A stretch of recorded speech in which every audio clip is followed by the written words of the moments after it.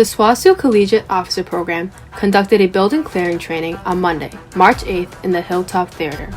The training did not include live firearms and ammunition, but introduced the participants into the basics of clearing a building. So the thing that they're really working on today is just trying to build a very baseline skill as it pertains to movement. So like, how do we approach doorways? How do we move through doorways? How do we perceive threat angles? How do we look for pieces of a person, not necessarily a whole person? So, because very often if somebody has broken into a place, or maybe we've been in a chase with them and they've hopped out of a vehicle and ran into a building, they're not often just going to be standing there in the wide open saying, "Hey, look, you found me." You know, they're very much so going probably to be trying to hide somewhere.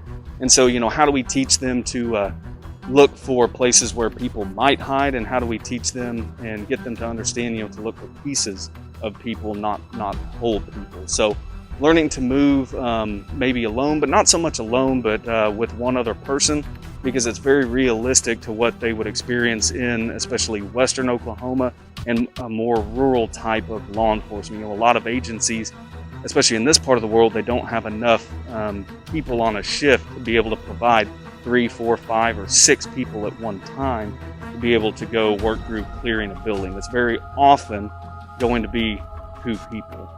According to Tyler Rickey, building clearing is a regular occurrence as a policeman. The Hilltop Theater was chosen as one of the training locations because of its different room sizes and light intensities. It's a large space. It is very possible that at times they could maybe have to respond to a school or a large business, something like that. There's multiple doorways, big rooms, small rooms, you know, bright lights, dim lights.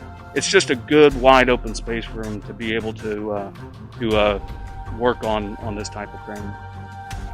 Participants of the training are students in the Collegiate Officer Program at SWOSU.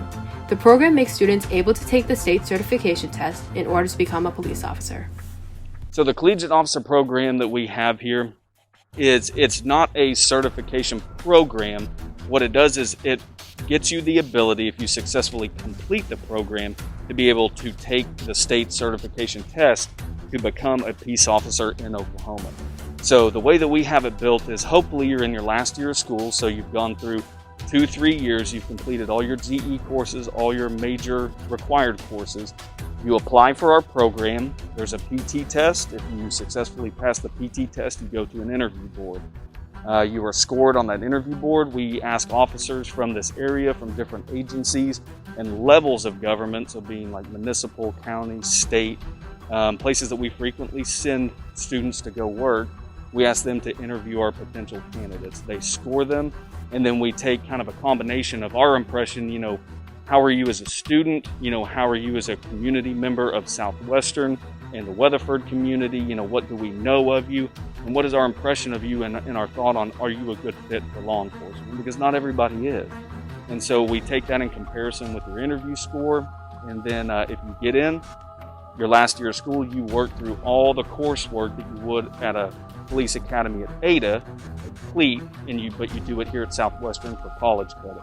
So when you get done, you graduate with your bachelor's degree plus the ability to go take the certification test to be a peace officer.